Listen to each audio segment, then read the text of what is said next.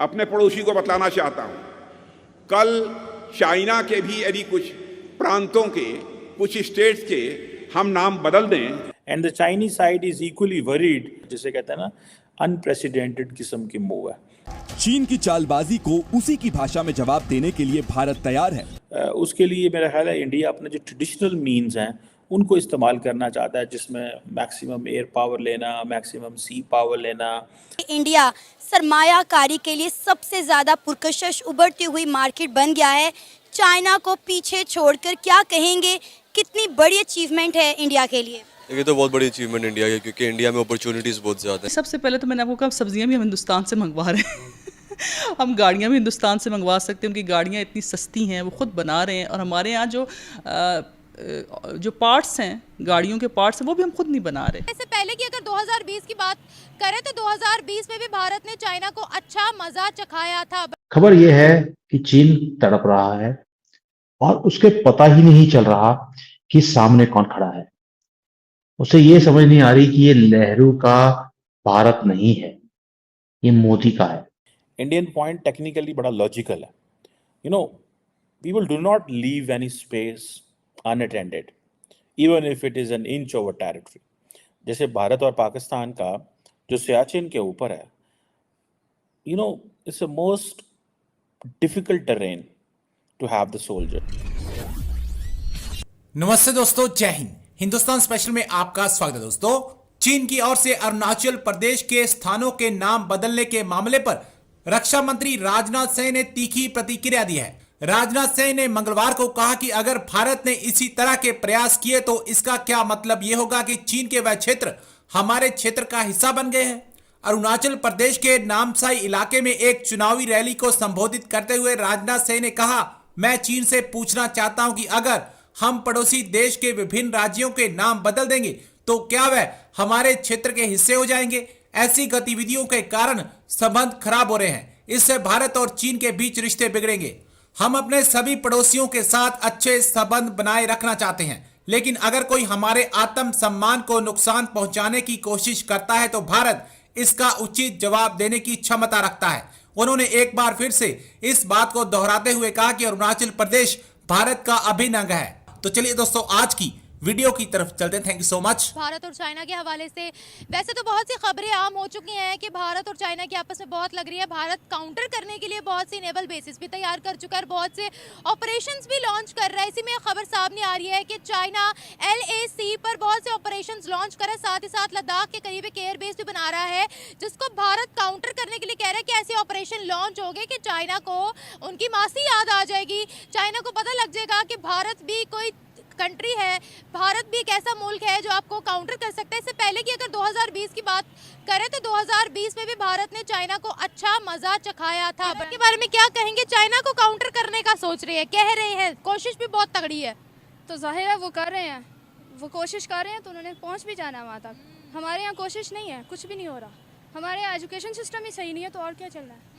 जब एजुकेशन नहीं है तो हमने क्या करना है आगे। सेकंड लार्जेस्ट इकोनॉमी को बीट करेगा, काउंटर करने का सोच रहे हैं। हम क्या कर रहे हैं उस सेकंड लार्जेस्ट इकोनॉमी को बीट करने के लिए? हम कुछ भी नहीं कर रहे। Simple. China for us. China हमारे लिए जाहिर है, हमारा हर काम ही चाइना ही कर रहा है, सब कुछ ही चाइना है। जो भी चीज़ आ रही है चाइना से ही आ रही है ना, तो हम खुद क्या है? चाइना को अपना किंग मानते हैं? मानते तो नहीं है, लेकिन मजबूरी है कि बस ही कर दे। सब कुछ वही कर रहा है तो फिर जाहिर है किंग। हालांकि हमें खुद करना चाहिए कि हम किसी से कम नहीं है। भारत इतना पावरफुल कैसे हो गया कि 2020 में भी उन्होंने अच्छा खासा ठोका था चाइना को। अभी भी अगर बात करते हैं तो काफ़ी उन्होंने स्ट्रॉन्गेस्ट ऑपरेशंस भी लॉन्च किए, नेवल बेसिस भी बनाई है। इस बारे में आप क्या कहेंगे? देखिए, जो भारत है ना, उसमें एजुकेशन सिस्टम बहुत ज़्यादा आगे चला गया। दूसरा, उनको फ्रीडम मिल रहा है।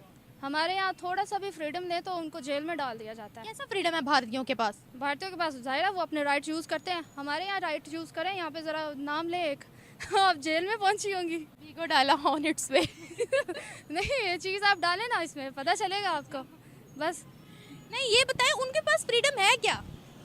फ्रीडम उनके पास यही है कि वो अपने राइट्स यूज़ करते हैं। एजुकेशन सिस्टम उनका इतना ज़्यादा है के हाई लेवल पे जा रहा है कि वो कुछ भी कर सकते हैं, वो करेंगे, वो कोशिश करते हैं, वो सब कुछ कर रहे हैं, वो पढ़ रहे हैं, उनके पास जब एक टेक्निकल चीज़ आ रही है तो वो तो यूज़ करेंगे। हमारे यहाँ कुछ भी नहीं, हमारे यहाँ जो एजुकेशन की जो चीज़ें हैं ना पीछे से आ रही हैं, सिस्टम आ रहा है। कहाँ से पीछे से आ रही है? ये जो सिस्टम आ रहा है ना, भी आप जानती हैं बेहतर तरीके से कि वो कहाँ से आ रहा है। ओके किसी काम का नहीं है। इंडिया सरमायाकारी के लिए सबसे ज़्यादा पुरकशिश उभरती हुई मार्केट बन गया है। चाइना को पीछे छोड़कर क्या कहेंगे, कितनी बड़ी अचीवमेंट है इंडिया के लिए? ये तो बहुत बड़ी अचीवमेंट इंडिया की, क्योंकि इंडिया में अपॉर्चुनिटीज़ बहुत ज़्यादा हैं। अगर आप वहाँ पे इन्वेस्ट करते हैं तो इसका तो 110% गारंटी है कि आपको पे बैक मिलेगा। और मेजॉरिटी ऑफ कंट्रीज़ में ऐसा नहीं होता, जैसे कि पाकिस्तान में अगर आप इन्वेस्ट करते हैं तो आपको पे बैक के चांसेस 50-50 रहते हैं। अगर यहाँ की गवर्नमेंट स्टेबल है तो मिलेगा, वरना नहीं मिलेगा। इंडिया का ये भी है कि वहाँ पे जितने कंपनीज, जितनी पॉपुलेशन और जितने लोग वहाँ पे इन्वेस्ट करते हैं, उनको गारंटी होती है एक चीज़ की कि यार अगर हम यहाँ पे पैसा लगा रहे हैं तो हमारा लॉस नहीं होगा, हम ब्रेक इवन तक चले जाएंगे, हमारा रिकवर हो जाएगा, हम सेफ एंड रहेंगे। हनान इंडिया के प्राइम मिनिस्टर नरेंद्र मोदी ने खुद ये बोला है कि इंडिया में इन्वेस्टमेंट का मतलब है investment for a better planet. उन्होंने कहा कि इंडिया में लगाया गया एक एक पैसा आपको बड़े रिटर्न्स देकर जाएगा। क्या कहेंगे जब एक मुल्क का प्राइम मिनिस्टर खुद इतने बड़े दावे कर रहा है, तो लोगों का कॉन्फिडेंस और कितना बिल्ड होगा इससे? देखिए, एक तो नरेंद्र मोदी की कॉन्फिडेंस बहुत ज़्यादा अपनी कौम के ऊपर, अपने लोगों के ऊपर, क्योंकि पिछली 2 गवर्नमेंट्स उसी की आ रही हैं और होपफुली जैसे वो काम कर आगे जाके भी इसी की जाएंगी। वहाँ की गवर्नमेंट बहुत स्टेबल है, इसलिए वो दावे के साथ कहता है कि यार अगर यहाँ पे आप इन्वेस्ट करोगे तो आपको फ़ायदा होगा, और होना भी चाहिए। क्योंकि जब तक एक मुल्क के अंदर एक गवर्नमेंट स्टेबल रहेगी, लोग वहाँ के स्टेबल रहेंगे और हुकूमत पब्लिक जो उनसे साथ देगी एक बंदे का, तो स्टेबिलिटी तो रहेगी। अदर दैन दैट पाकिस्तान की अगर बात करें तो यहाँ की तो आप इन्वेस्टमेंट की बात छोड़ें, यहाँ की तो गवर्नमेंट स्टेबल नहीं है। यहाँ की कभी कोई आ जाता है, कभी कोई आ जाता है। वहाँ पे एक आंसरेबल और एक क्वेश्चनेबल है, एक ही बंदे ने जवाब देना और एक ही बंदे ने सवाल करना है। तो काफ़ी चीज़ें मैटर करती हैं इस चीज़ के अंदर कि एक मुल्क को लेकर चलने में। जब तक कि मैं इंडिया की बात करूँ, इंडिया में नो डाउट अगर मुझे भी अपॉर्चुनिटी मिले कहीं एज अ फ्रीलांसर कहीं काम करने की, कहीं इन्वेस्टमेंट करने की, तो मैं आंखें बंद करके वहाँ पे अपना पैसा फेंक दूँगा। क्योंकि मुझे पता है कि यार इनकी मार्केट जो सी है ना, जो कि बहुत बड़ी मार्केट है, आप कोई भी चीज़ वहाँ पे उठा के देख ले, आपको वहाँ पे फ़ायदेमंद होती है। चाहे आप रेस्टोरेंट चेन में चले जाएँ, चाहे आप बिज़नेस फील्ड में चले जाएँ, क्योंकि वहाँ पे एक तो पॉपुलेशन बहुत ज़्यादा, कंज्यूमर बहुत ज़्यादा है वहाँ पे कंज्यूमर हर लेवल तबके का है, हाई लेवल का भी है, मिडिल क्लास भी है, लोअर भी है। मतलब वहाँ पे चीज़ रुकती नहीं है, वो बिकती रहती है, तो उसका आउटकम मिलता रहता है। अब आप देखें कि कोई ऐसा बड़े से बड़ा इन्वेस्टर नहीं है जो इंडिया में ना बैठा हो। चाइना में जितने बड़े इन्वेस्टर थे, जितनी बड़ी कंपनी थी, वो चाइना को छोड़कर सारी इंडिया में शिफ्ट होगी। उन्होंने अपने मैन्युफैक्चरिंग हब्स जो हैं वो इंडिया में शिफ्ट कर लिया। अभी रिसेंटली बात है, इलॉन मस्क ने टेस्ला जो है वो इसकी मैन्युफैक्चरिंग इंडिया में शुरू कर दी। और उसके साथ साथ आप देखें कि 2 एप्पल स्टोर जो है वो इंडिया में खुले हैं। तो मेरा ख्याल है कि इससे बड़ी अचीवमेंट इंडिया की कोई हो ही नहीं सकती। देखिए ना, सबसे पहली चीज़ है इंडस्ट्री को मैटर करती है पोर्ट्स।